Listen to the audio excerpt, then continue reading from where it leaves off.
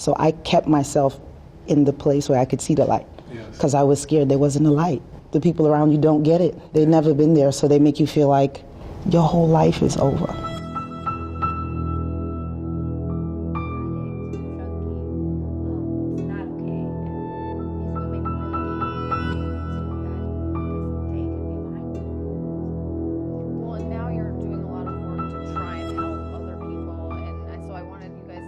About one of the most difficult things for people is the transitioning out. There's so many barriers once you do get out of prison to finding a job, going to school, getting housing. Ayanna, we'll start with you maybe to talk about what that was like to come back into society and try to rebuild.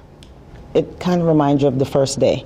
It's the worst day, and getting released is the other worst day. You didn't even really see it coming, because now you have to pick up the pieces of everything that fell apart.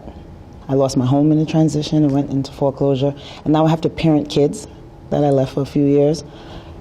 No home, no job, and felony. The American Bar Association points out 40,000 what they call collateral consequences for formerly incarcerated people, and food stamps, public housing folks won't let you enter, even applying for business loans. Did you have a lot of those experiences? It sounds like you had a good organization try to support you through it, but most Americans who come out often find all of their economic opportunities strangled to some extent. I must say that I've been blessed. I was able to get with the organization that helped me. So I also had my children involved in the organization. So within that organization, they also had provided job placement and different stuff. So it took me 5 months maybe to find a job, which wasn't so bad. I put myself with people that I can see the light at the end of the tunnel. I worked with people that were formerly incarcerated with football numbers, meaning 2-digit numbers, and they have PhDs and master's degrees. So I kept myself in the place where I could see the light, because I was scared there wasn't a light. The people around you don't get it. They've never been there, so they make you feel like your whole life is over.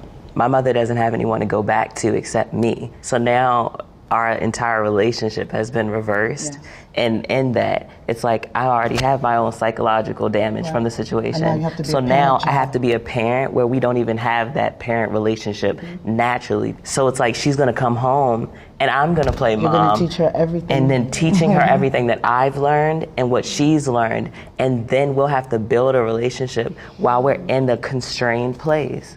Kendi, how do you feel about that? It makes me fearful to the point where I'm just an average student going to college, struggling like other college students. And when I graduate, because she has a release date now, once I graduate, as soon as I graduate and I'm searching for myself, she'll be coming home and I'll be trying to help her search for herself too. It's like, if you stay in prison at this moment, it'd be more helpful than you trying to reintegrate into the community than struggling and then falling back into the same pattern perhaps. So it's pressure and then it's hurtful and it's just scary to think about. Could you talk a little about that one job that you had the interview for when you were going to the medical office and what they said to you and what happened there? When I started interviewing for jobs, I had taken a vocational training for medical billing. So I was really excited about that, and I have this felony conviction, but it's a trade. I was honest about my incarceration and the felony conviction because the application asked at the time. I had support and people taught me how to answer that question, the conviction question. And the person that was hiring me actually asked me to leave and said that he needs to protect his patients, and he Googled me and he looked up what I did, and I can't be trusted. It was just, you need to please leave. That continued to happen. I mean, I interviewed for positions and I was offered the position, and then it was rescinded like a few days later, and I would see it reposted back online. And just having doors just slammed in my face multiple times, it just made it that much harder for me to move forward. The prisons need to stop being built. The support needs to be built. Supported people can thrive. No other country incarcerates its own people. Other countries have drug problems, other countries have crime problems, but we over-incarcerate in this country, hyper-incarcerate. Since 1980, overall in America, the prison system has gone up about 500%, 700+% for women. There's a system here that I think is insidiously preying upon minorities, poor people, drug-addicted people, mentally ill people. This isn't about race, this isn't about political party, this is about who we are as a nation. And to me, what we're talking about today is a cancer on the soul of our country, and we need to deal with it and become healthy again. If you could choose one thing, what needs to be changed the most, so for when people get out, that they don't come out worse than when they went in the first place? We have these federal correctional institutions that instead of actually correcting behaviors, they're breaking people's down, they're breaking bonds between families, they're corrupting the individual that they put in. And what's coming out of the equation isn't anything better than what was actually being put in before. A person-centered system, not a generic system. Everybody's treated under one umbrella, but nobody's treated as a person. If she had an addiction, she didn't need to be in jail. She needed to be in rehab. Everyone shouldn't just be thrown in jail just because. I'm not saying people should not be responsible for their actions, but each person needs to be person-centered through the system, not just generic. If she wasn't such a strong person, or if I wasn't such a strong person, you can give up in the fight without support. Right.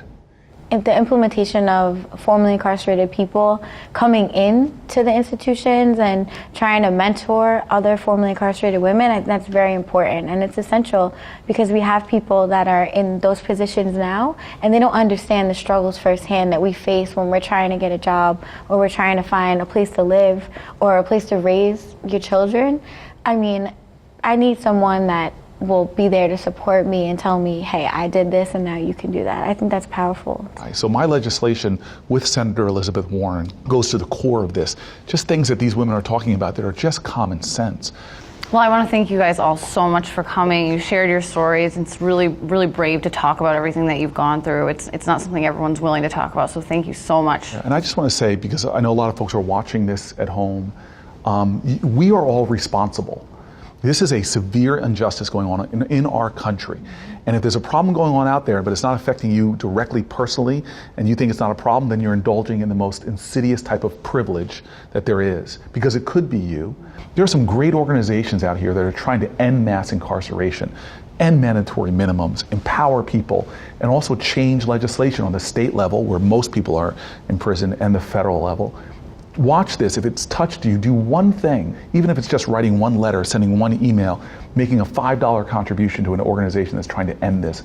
Please don't watch this and then say that's bad, but don't do anything about it. Nothing will change unless we do.